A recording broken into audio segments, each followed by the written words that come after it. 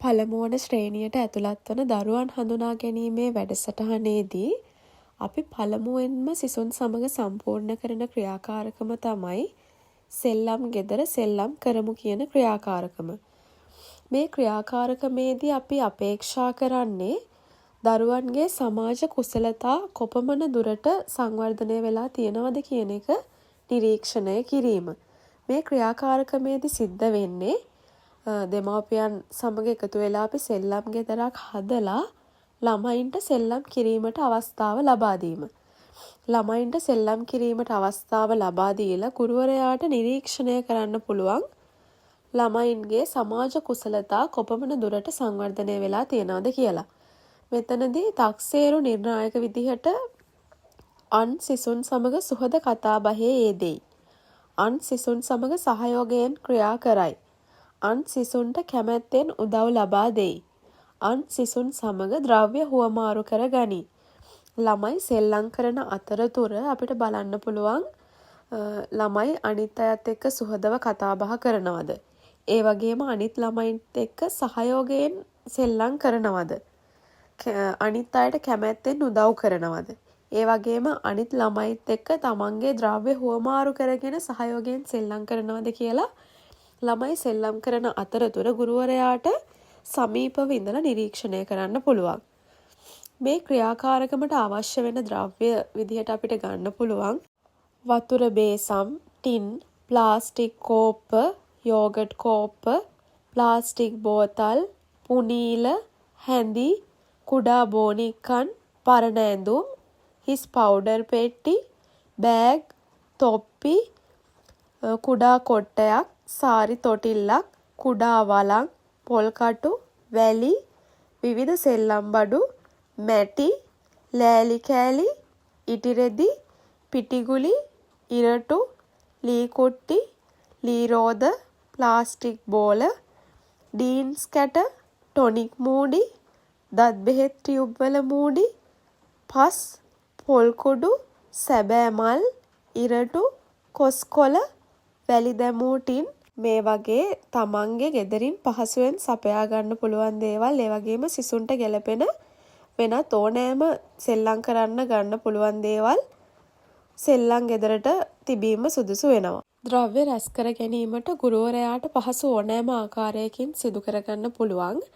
ඒත් මේ ද්‍රව්‍ය දරුවන් හඳුනා ගැනීමේ වැඩසටහනට සහභාගී වන සිසුන්ට එහෙමත් නැත්නම් මොවුන්ගේ දෙමව්පියන් ලවා ගෙන්වා ගැනීම අවශ්‍ය වෙන්නේ නැහැ. ඒකට හේතුව තමයි ක්‍රියාකාරකම් කරනකොට ළමයි තමන් ගෙදරින් ගෙනාව දේවල් අයිති කරගන්න උත්සාහ කරන්න පුළුවන්.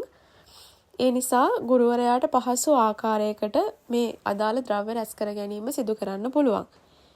ඒ වගේම තමයි මේ ක්‍රියාකාරකමට පෙර සූදානම කොහොමද කියලා කිව්වොත් ගුරුවරයාට පහසුවෙන් නිරීක්ෂණය කරන්න පුළුවන් වෙන විදිහට තමන් ඒ දිනයට කැඳවන සිසුන්ගේ සංඛ්‍යාවට ප්‍රමාණවත් ඉඩකඩ තියෙන විදිහට සෙල්ලම් ගෙදර සකස් කරගන්න පුළුවන්. ඊට පස්සේ පරිසරයේ තියෙන සම්පත් භාවිතා කරලා අඩු වියදමකින් తాවකාලිකව සෙල්ලම් ගෙවල් සකස් කරගන්න පුළුවන්.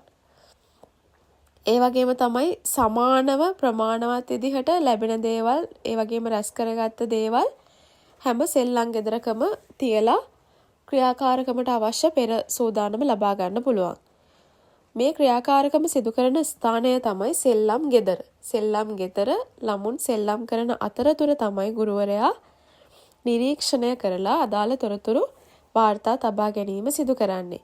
මෙතනදී සිදුවන ක්‍රමවේදය තමයි පියවර වශයෙන් ගත්තොතින් සෙල්ලම් ගෙදර තියලා තියෙන ද්‍රව්‍ය භාවිතා කරලා තමන් කැමති විදිහට සෙල්ලම් කරන්න සිසුන්ට අවස්ථාව ලබා දෙනවා.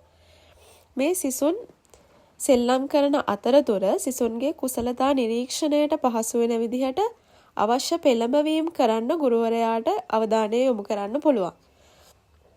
උදාහරණයක් විදිහට සෙල්ලම් ගෙදරට සෙල්ලම් වලං, පොල් කටු, වැලි වගේ දේවල් ගෙනාවනේ. එතකොට ඒ දේවල් වලින් සෙල්ලම් බත් උයන්න අවස්ථාව දෙන්න පුළුවන්. ඒ වගේම ඉරටු, මල් වගේ දේවල් වලින් ඉරටු වලට මල් අමුණලා මල් පෝච්චියක් හදන්න, මල් පොකුරක් හදන්න වගේ දේවල් වලට ළමයින්ගේ අවධානය යොමු කරන්න පුළුවන්. ඒ වගේම අනෙක් සෙල්ලම් බඩු තමන් ගෙනාව සෙල්ලම් බඩු ටික පිළිවෙලට අස් කරන්න පිළිවෙලට තියන්න සිසුන්ට අවස්ථාව ලබා දෙන්න පුළුවන්. ඒ වගේම බෝනික්කෝ වගේ ඉන්නවා නම් බෝනික්කෝ නාවන්න වතුර බේසම් වගේ දේවල් ගේන්න කිව්වනේ. බෝනික්කා නාවන්න, සබන් ගාන්න, නිදි කරවන්න, තොටිල්ලට දාලා නිදි කරවන්න, ඒ වගේ දේවල් වලට ළමයින් යොමු කරන්න පුළුවන්.